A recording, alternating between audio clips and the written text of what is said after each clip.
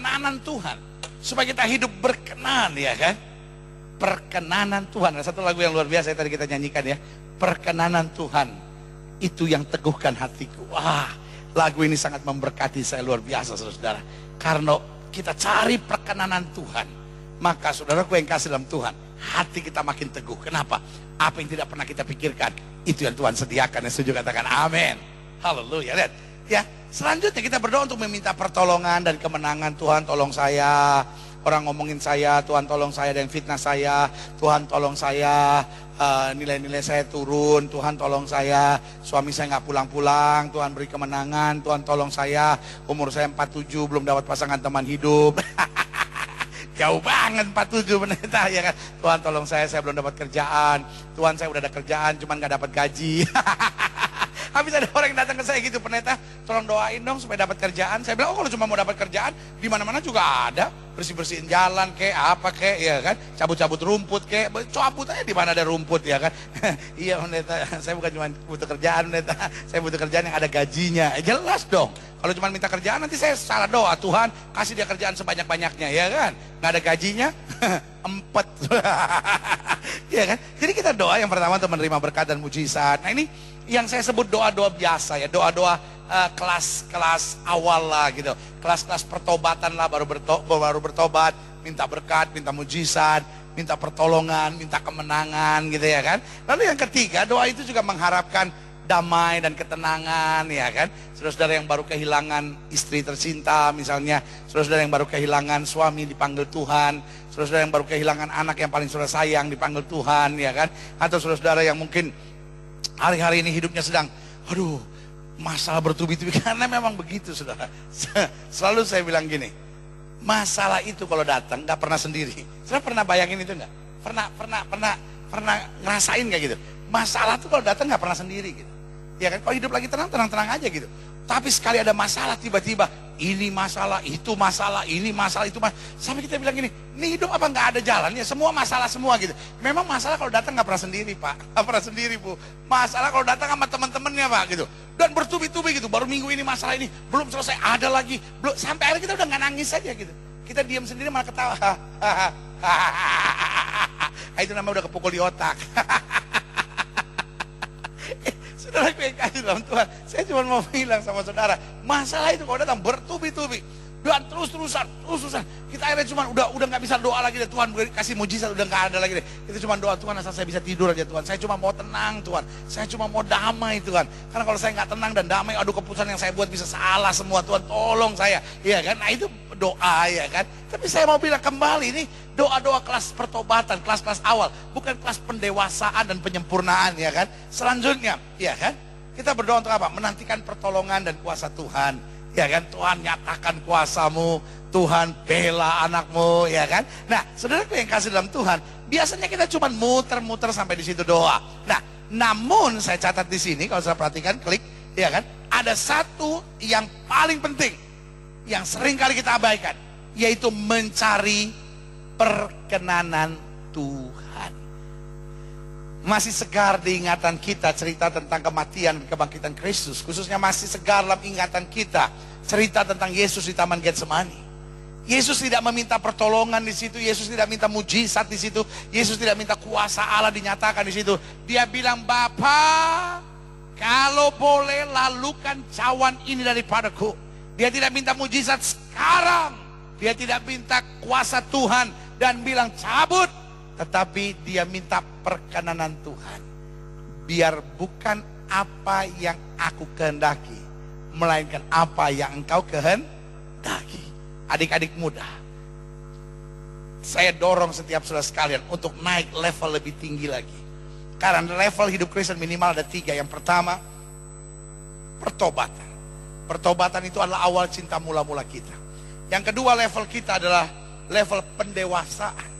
Kalau kita lagi diproses, ya kan. Baru level yang ketiga adalah level penyempurnaan. Jadi hidup Kristen kita belum sempurna, tapi kita sudah disempurnakan. Walaupun kita sudah disempurnakan, tetapi kita belum sempurna. Kenapa? Karena yang pertama, kita ada dalam proses apa? Yang namanya Kristen pertobatan. Yang kedua, Kristen level pendewasaan. Dan yang ketiga, Kristen level penyempurnaan. Nah, kita sudah disempurnakan oleh Kristus, tetapi kita juga sedang dalam proses untuk menuju kesempurnaan yang makin hari makin berkilau buat Kristus. Yang setuju sama saya katakan amin. Nah, sehingga kekristenan kita gak cuma berdoa untuk mujizat, kemenangan, berkat, pemulihan, tapi doa kita mulai, Tuhan, bawa aku pada perkenanan-Mu, biar aku boleh berkenan kepada Tuhan. Haleluya. Nah, kalau kita berkenan kepada Tuhan seperti doa Yesus, biar bukan kehendakku yang jadi, melainkan kehendak-Mu yang terjadi. Makanya di atas kayu salib dia masih bisa bilang, Bapa, ampunilah mereka sebab mereka tidak tahu apa yang mereka perbuat. Itu yang Paulus bilang. Kami memiliki pikiran Kristus. Sebagaimana Kristus berpikir, itulah kami. Makanya Alkitab bilang apa? Kalau kamu tinggal dalam aku dan firmanku tinggal dalam kamu, minta apa saja maka aku akan berikan kepadamu. Nah, ini yang saya sebut levelnya adalah level perkenanan Tuhan. Yaitu sebuah level di mana kita sedang menuju pada penyempurnaan Tuhan. Sehingga kerinduan kita bukan cuma saya menang, kerinduan saya bukan cuma saya dapat mujizat, kerinduan saya pokoknya apa saja yang Tuhan berkenan, saya siap untuk menerimanya. Yang setuju berikan tepuk tangan yang meriah buat Tuhan. Haleluya, haleluya, haleluya. Sama-sama kita ucapkan pernyataan iman kita. Semua yang Tuhan berkenan. Ya, lemes. Ya kan? Sama-sama bilang sama saya, semua yang Tuhan berkenan, saya siap menerimanya. Amin. Haleluya. Lihat selanjutnya, ya kan? Adapun kita bisa berkenan pada Tuhan, bagaimana caranya? Ya kan? Bagaimana caranya supaya kita bisa berkenan kepada Tuhan? Yang pertama, jika kita mengedepankan hikmat dan pengertian. Banyak kita mengedepankan emosi dan perasaan. Kalau kita mengedepankan emosi dan perasaan, lama-lama kita cuma jadi orang yang sok tahu. Lama-lama kita cuma jadi orang yang sok jago. Lama-lama kita cuma jadi orang yang sok pinter. Dan saudaraku yang kasih dalam Tuhan, doa itu tidak bisa tiga hal itu. Dalam doa kita nggak bisa sok jago, sok pinter, sok hebat gitu. Nggak bisa. Justru dalam doa kita harus merendahkan diri. Makanya kita bisa berkenan kepada Tuhan. Yang pertama, jika kita mengedepankan hikmat dan pengertian. Kalau kita mengedepankan emosi, Pak, rumah tangga hancur terus, Pak. Jika kita mengedepankan emosi, Pak, kita boleh sepinter apapun, Pak, tapi kerjaan nggak pernah maju-maju, Pak. Karena kita sebentar-bentar emosi, Pak. Sebentar-bentar perasaan yang main, tersinggung lah, kecewa lah. Pekerjaan Tuhan nggak bisa maju-maju. Gereja kita, Gereja Bethel Indonesia Jemaat Glow Fellowship Center, meskipun udah memasuki usia yang ke-7 tahun ini, kalau kita semua cuma mengedepankan emosi, kita semua mengedepankan perasaan, I am your pastor, saya gembala saudara, dan saya akan bilang gereja ini gak akan maju-maju. Tetapi sebaliknya, kalau setiap kita hamba-hamba Tuhan, setiap PLT, setiap pastoral, setiap gembala-gembala lokal, lalu mengedepankan hikmat, mengedepankan pengertian, aduh, di dalam hikmat dan pengertian selalu ada kasih kebersamaan. Di dalam hikmat dan pengertian selalu ada kerjasama yang kuat. Di dalam hikmat dan pengertian selalu ada kemajuan-kemajuan yang dahsyat dan luar biasa. Yang setuju berikan tepuk tangan yang meriah buat Tuhan. Haleluya, haleluya, haleluya, haleluya. Sama-sama bilang, saya harus mengedepankan hikmat dan pengertian. Selagi ada masalah sama istri saudara, pikir apa yang Tuhan inginkan, bukan apa yang saya mau. Emosi hanya bicara apa yang saya mau, tapi hikmat dan pengertian membuat apa yang Tuhan mau. Apa yang terbaik untuk rumah tangga kita. Langkah apa yang harus kita buat. Jangan sudah bilang, wah yang terbaik buat rumah tangga kita pisah pendeta. Yang terbaik buat rumah tangga kita cerai saja pendeta. Itu kita sudah mengedepankan emosi. Kita sudah mengedepankan ego. Kita sudah mengedepankan perasaan. Bukankah buat Tuhan tidak ada perkara yang mustahil? Kalau kita mau bertobat minta ampun sama Tuhan, maka selalu ada pemulihan dan jalan keluar. Yang setuju sama saya katakan amin. Haleluya. Yang kedua, kita bisa berkenan pada Tuhan jika kita mementingkan berbuah lebih daripada beruntung. Ini dia. Sama-sama bilang sama saya, berbuah. Ya kan, Alkitab jelas bilang, supaya kamu memberi buah dalam segala pekerjaan yang baik. Iya kan?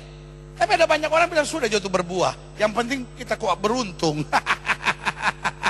Iya kan? Kalau kita cuma cari beruntung, ini kan repot. Kita cari untung dari istri kita. Terus saya nikah sama dia, untung saya apa pendeta? Ya kan? Semua gaji saya untuk dia, ya kan? Terus saya masih mesti ngalah juga. Waduh, percuma deh. Ya kan? Nah, sebenarnya yang kasih dalam Tuhan. Lalu kita bilang, loh, saya mendidik anak saya, pendeta. Ya kan? Kita orang susah, pendeta. Ya saya dorong dong anak saya supaya kawin sama orang kaya. Minimal ada untungnya gitu, pendeta. Bayangin, pendeta. Selama dari Saya menikah, sampai saya punya anak, saya cuma naik angkot. Paling hebat-hebatnya kalau ada pesta saya naik bajai. Bayangin gak sih itu sanggul tinggi 1,5 meter di bajai goyang. Saudara yang kasih dalam Tuhan. Lalu saudara debat sama saya dan bilang, ya tapi pendeta, kalau anak saya gak dapat orang kaya, masa mau naik bajai lagi? Ya. Cari orang kaya deh, biarin yang second juga gak apa-apa gitu kan. Yang penting pokoknya memperbaiki nasib. Masa hidup mau cari beruntung? Iya kan? Makanya Yesus bilang apa? Terlebih berkat memberi daripada menerima. Artinya apa? Hidup ini yang penting memberi buah. Karena buah menunjukkan kualitas. Tapi kalau kita cuma cari untung, kita cuma punya mental pengemis. Saya sebagai gembala jemaat harus menekankan buat saudara. Saya tidak rela dipercayakan Tuhan. Hanya jemaat yang punya mental pengemis. Tetapi mental raja yang hidup untuk memberi buah dan menyatakan kemuliaan Allah. Yang setuju katakan amin. Yang ketiga, adapun kita bisa berkenan kepada Tuhan jika kita mengandalkan kekuatan Tuhan. Karena kita bilang kamu dipelihara dengan kekuatan Allah. Artinya apa? Selama kita dekat dengan Tuhan, kita mengandalkan kekuatan Tuhan. Kalau kita mengandalkan kekuatan diri kita sendiri, kita bisa jatuh. Kalau kita mengandalkan kekuatan kita sendiri, berapa tahannya sih kita? Iya kan? Kita ngalah, dibentak orang kita ngalah. Dibentak orang kita ngalah. Dibentak orang kita ngalah. Dibentak orang kita ngalah. 1, 2, 3, 4 kali 5 kali dibentak orang. Wah lu kelewatan lu ya. Gue ngalah-ngalah lu injek-injek lu. Gue tonjok lu sekarang. Iya kan? Ini kan kacau saudara-saudara ya kan?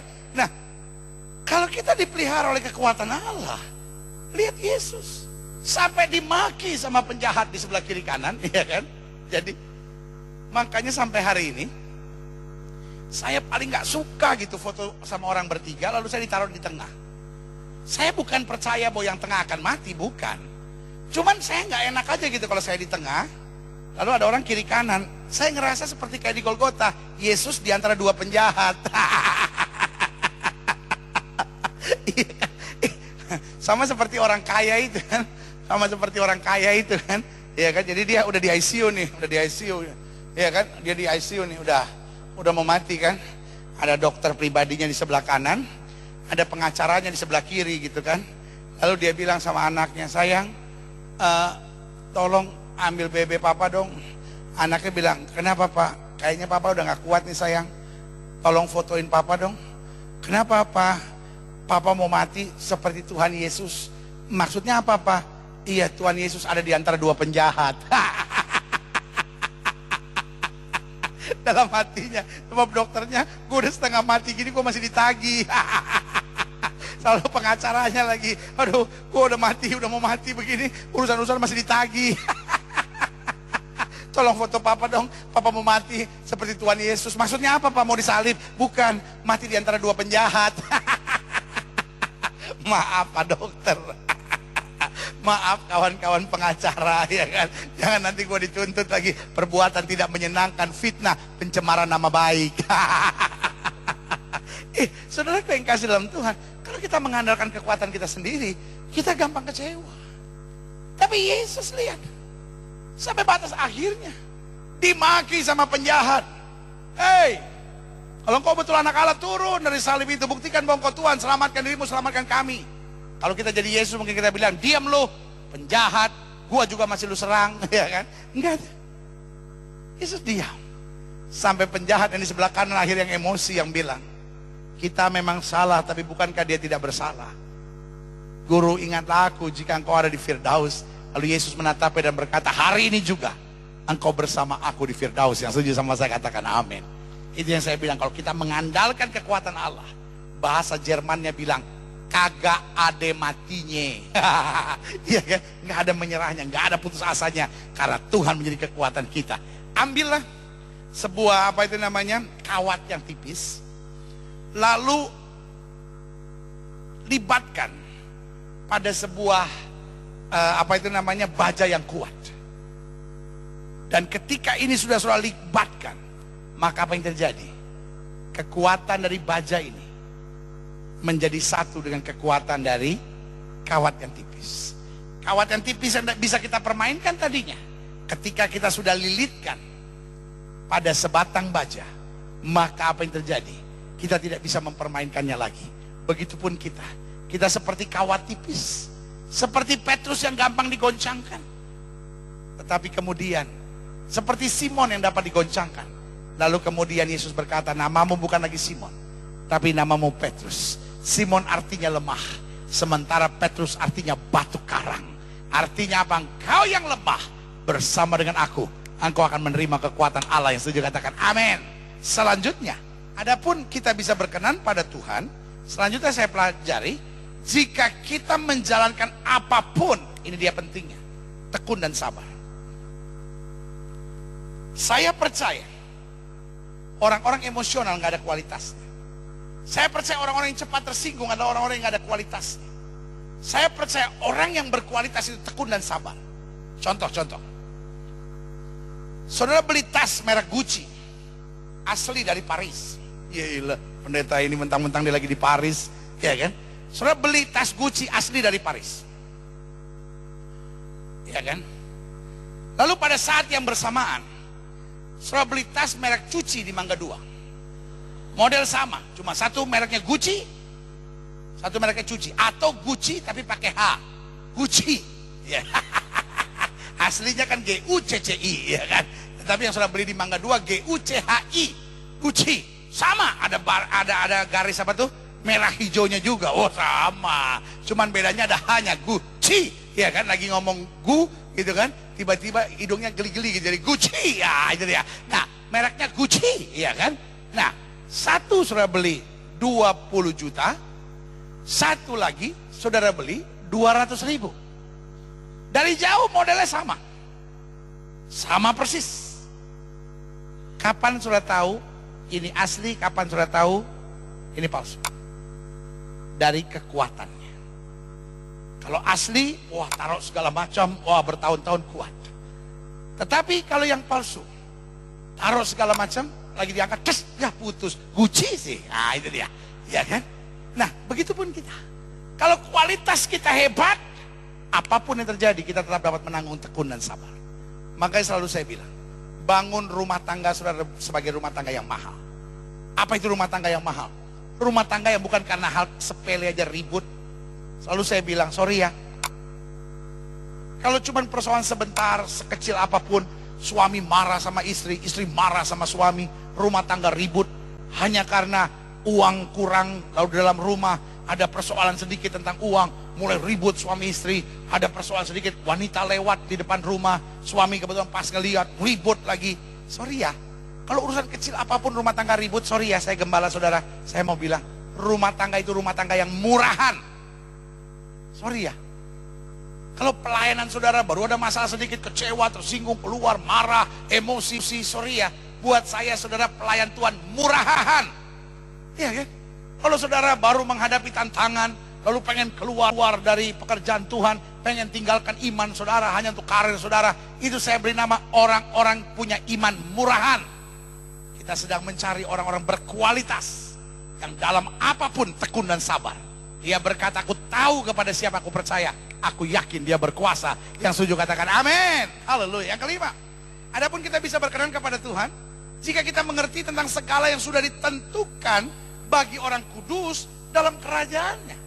Jadi hidup kita bukan soal apa yang kita lihat, hidup kita bukan soal apa yang kita kejar, hidup kita soal apa yang sudah ditentukan buat kita. Amin. Sama-sama bilang sama saya, mujizat sudah ditentukan. Ya ampun, ngomong mujizat aja lemes begitu. Ulang. Sama-sama bilang sama saya, mujizat sudah ditentukan. Sama-sama bilang sama saya, berkat sudah ditentukan. Sama-sama bilang sama saya, kemenangan sudah ditentukan. Makanya orang Kristen gak perlu jadi penjilat. Orang Kristen gak perlu halalkan segala cara. Loh, berkat buat kita sudah ditentukan kok. Orang mau ambil dari kita, orang mau fitnah kita, orang mau jatuhin kita, orang mau curangin kita, orang mau memperlakukan apapun buat kita, sudah ditentukan. Amin. Yang di depan kita bisa diambil, tapi yang sudah ditentukan tidak bisa diambil. Amin. Yusuf tuh, ya kan, difitnah sama istrinya Potifar, tapi berkat sudah ditentukan buat dia, jadi dia perdana menteri. Amin. Iya kan? Sadam Abednego berkatnya sudah ditentukan. Orang mau buang dia ke dapur api, tetap berkatnya sudah ditentukan, dia dapat kok. Amin. Ngerti sampai sini? Saya tidak mau lihat jemaat-jemaat yang stres. Saya tidak mau lihat jemaat-jemaat akhirnya jadi penjilat. Saya tidak mau lihat jemaat-jemaat Tuhan hari ini harus mengkais-kais rezeki dengan menghalalkan segala cara. Sebagai hamba Allah saya mau bilang, jadilah anak-anak Tuhan yang berkualitas. Kenapa? Berkat buat saya sudah ditentukan. Amin. Jadi intinya sederhana, setiap pagi sudah bangun bilang, berkat buat saya sudah ditentukan. Kemenangan buat saya sudah ditentukan. Mujizat buat saya sudah ditentukan. Saya tinggal menjalaninya dengan sukacita. Berikan tepuk tangan yang meriah buat Tuhan. Haleluya. Haleluya, haleluya, haleluya. Selanjutnya, adapun kita bisa berkenan pada Tuhan jika kita tetap membanggakan penebusan. Haleluya. Sama-sama bilang sama saya, penebusan. Bu,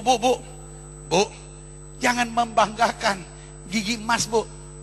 Puji Tuhan, pendeta, saya diberkati Tuhan, gigi saya emas semua, pendeta. Ya ampun. Bu, jangan membanggakan cincin, Bu. Mentang-mentang 4 karat, Bu. Ya kan? VVS1 Color Day. Yesus. Weh, orang begini dia begini. Kalau perlu digoyang-goyangkan, ya elah, haleluya. Perkenananmu yang masih belum kelihatan, teguhkan hatiku. Sampai orang bilang, beila tuh cincin. Saudaraku yang kasih dalam Tuhan, yang kita banggakan bukan kendaraan kita. Yang kita banggakan bukan anak kita yang lulus summa cum laude dari Harvard University. Tetapi yang kita banggakan adalah kita sudah ditebus. Makanya Daud bilang, berbahagialah orang yang dosanya sudah diampuni dan kesalahannya tidak diperhitungkan oleh Tuhan. Yang setuju berikan tepuk tangan yang meriah buat Tuhan. Haleluya. Haleluya, haleluya. Kalau kita banggakan mobil kita, di atas langit ada langit. Kalau kita banggakan kepintaran kita, di atas langit ada langit.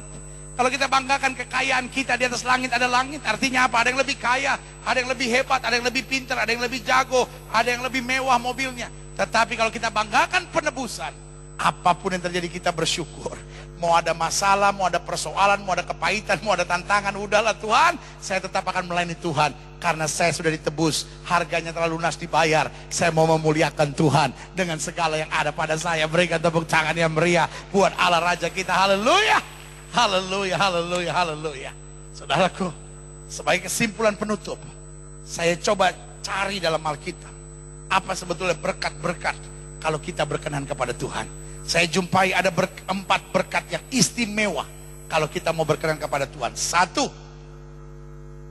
jika Tuhan berkenan kepada kita, maka Ia akan membawa kita masuk ke negeri itu.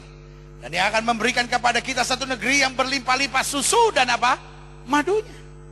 Alkitab tidak bilang kalau kamu layak, Alkitab tidak bilang kalau kamu pintar, Alkitab tidak bilang kalau kamu kuat, Alkitab tidak bilang kalau kamu hebat. Tetapi kalau kamu berkenan, Tuhan. Sama-sama bilang sama saya, Tuhan. Jawab pertanyaan saya, Pak, Bu. Oi, kawan-kawan saya yang di Bogor. Kunaon eta mah, ya kan, asinan.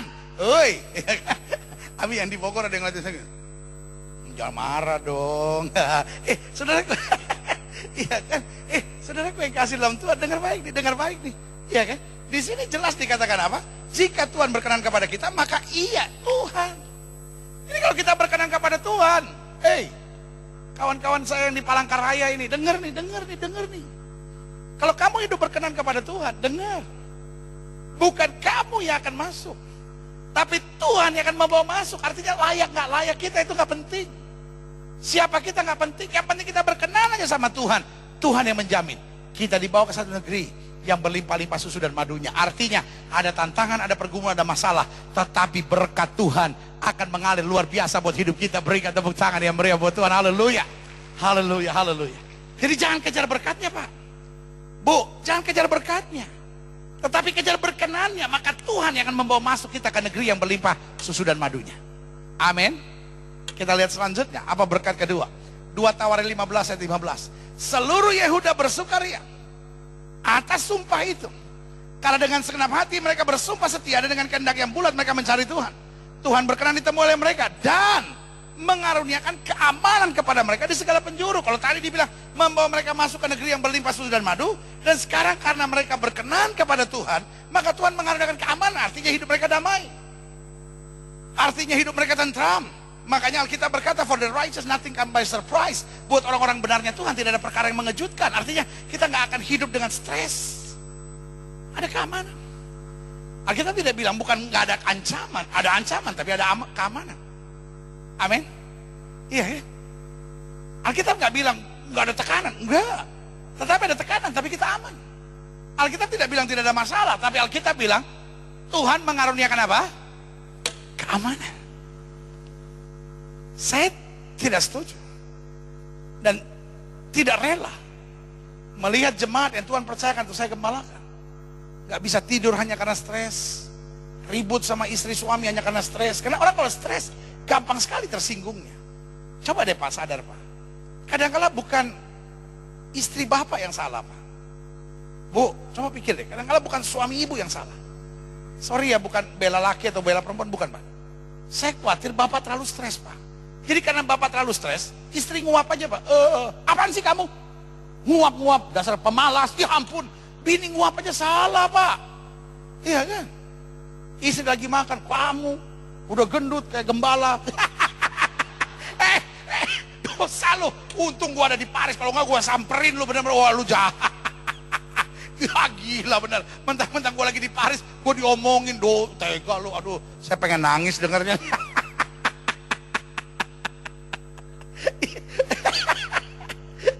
Udah makanya mama gak usah kegelo-gelo lagi deh.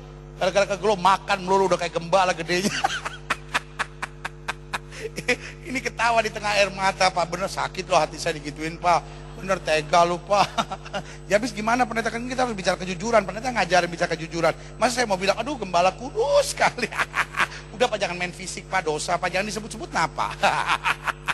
Iya kan Pak. Kalau orang lagi stres Pak, ada aja yang salah istri Pak. Istri lagi nonton, urus anak kayak cuma nonton aja. Ada aja Pak salahnya Pak. Lagi urus anak, cuma urus anak, nggak masak buat saya. Emang kita nikah ini cuma untuk anak? Perhatiin juga dong suami. Aduh, sama istri bilang, heran pendeta, saya cuma gantung dirinya aja yang belum pendeta, saya udah stres banget pendeta. Itu dia. Orang kalau udah stres, apa aja salah. Dan begitu juga, gara-gara suami stres, istri jadi stres. Sekarang anak nanya sedikit, ma ini apa sih? Diam kamu gak tahu mama lagi bingung. Ya ampun, sampai anak bilang darah Yesus, setan-setan dijauhkan dari mami. Iya kan? Wah repot. Makanya sebagai hamba Allah saya bilang, saya tidak rela jemaat yang Tuhan percayakan untuk saya gembalakan hidup dengan stres, gak bisa tidur, selalu gak tenang, gak tentram dalam hidupnya. Karena saya percaya kalau hidup kita berkenan kepada Tuhan, gak ada yang perlu kita takutkan.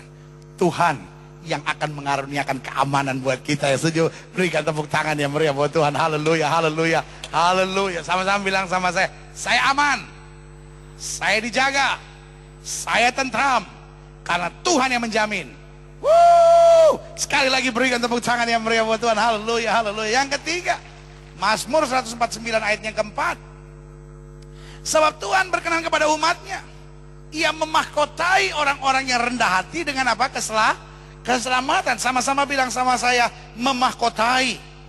Apa sih artinya seorang dimahkotai? Seorang dimahkotai kan artinya dihargai. Seorang dimahkotai kan artinya seorang yang diangkat.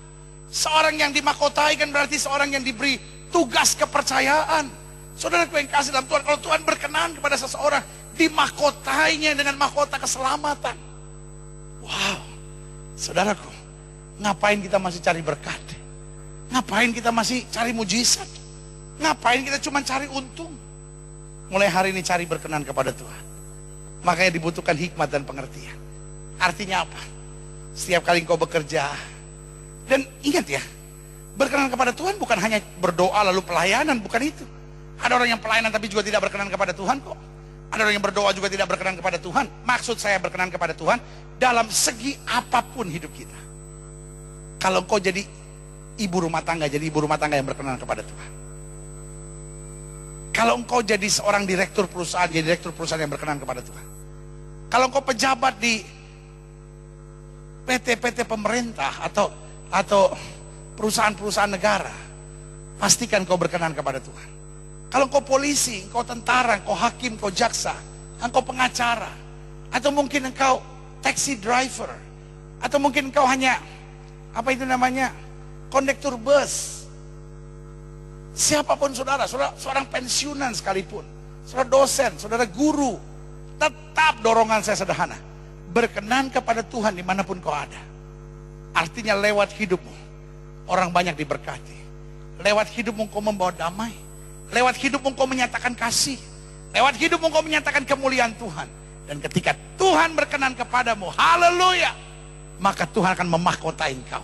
Artinya kau diangkat, kau dipercaya, kau dimuliakan. Bahkan menurut Daud dalam Mazmur 23 dibilang apa? Tuhan menyediakan hidangan di hadapan para lawanku. Itu artinya dimahkotai. Musuh sedang mau merancangkan yang jahat, tapi di depan musuh kita, Tuhan mengangkat, memberkati kita, mempercayakan hal-hal yang luar biasa. Ketika orang mengharapkan kau jatuh, justru Tuhan mengangkat engkau lebih tinggi lagi. Berikan tepuk tangan yang meriah buat Tuhan. Haleluya, haleluya, haleluya. Makanya jangan pernah pikirin, ya tapi musuh begini pendeta, biar dia dikutuk sama Tuhan. No, tugas kita bukan bagaimana musuh jatuh, tapi tugas kita bagaimana kita berkenan kepada Tuhan. Kalau kau disakiti orang, ingat, Tuhan saya disakiti orang, bagaimana saya tetap bisa berkenan kepada Tuhan. Tuhan saya difitnah orang, bagaimana saya tetap bisa berkenan kepada Tuhan. Tuhan saya dijatuhin orang, bagaimana saya bisa berkenan kepada Tuhan. Kalimat saya selalu begini, lebih baik orang menjahati saya daripada saya menjahati orang. Orang menjahati saya, Tuhan pasti bela saya. Tapi kalau saya menjahati orang, maka Tuhan yang akan mengutuk dan melawan saya. Saya tidak mau dalam posisi melawan Tuhan. Prinsip hidup saya selalu, orang boleh jahati saya tetap akan memberkati. Orang boleh mencurangi, tapi saya tetap akan memberkati. Orang boleh rancangkan yang jahat, saya tetap mendoakan, memohonkan berkat atasnya. Dan sampai hari ini, saya lihat prinsip ini tidak pernah membuat saya menyesal. Prinsip ini selalu membuat saya melihat firman Tuhan, ya dan amin. Kebenaran tidak dapat dipermainkan. Kebenaran akan membenarkan kebenaran itu sendiri. Yang setuju sama saya katakan amin. Selanjutnya, yang terakhir saya pelajari. Jadi ingat, yang pertama ada Bilangan 14 ayat 8, bahwa kalau Tuhan berkenan kita dibawa masuk ke negeri yang berlimpah susu madu. Yang kedua, kalau Tuhan berkenan, ya kan, dia akan mengaruniakan keamanan.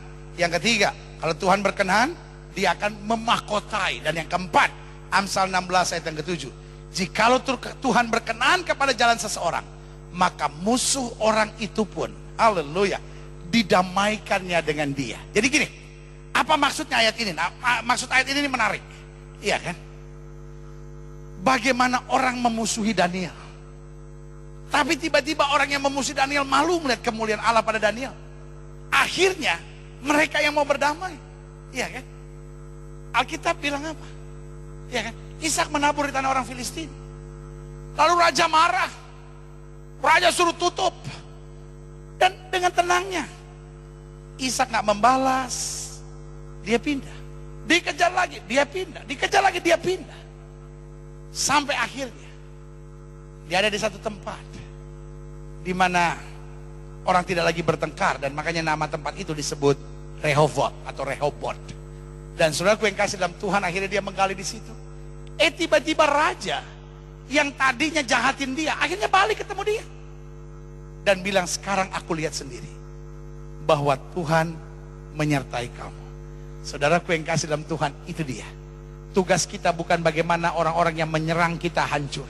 Tugas kita bukan bagaimana orang yang merancangkan yang jahat buat kita malu, dipermalukan, dihancur. No.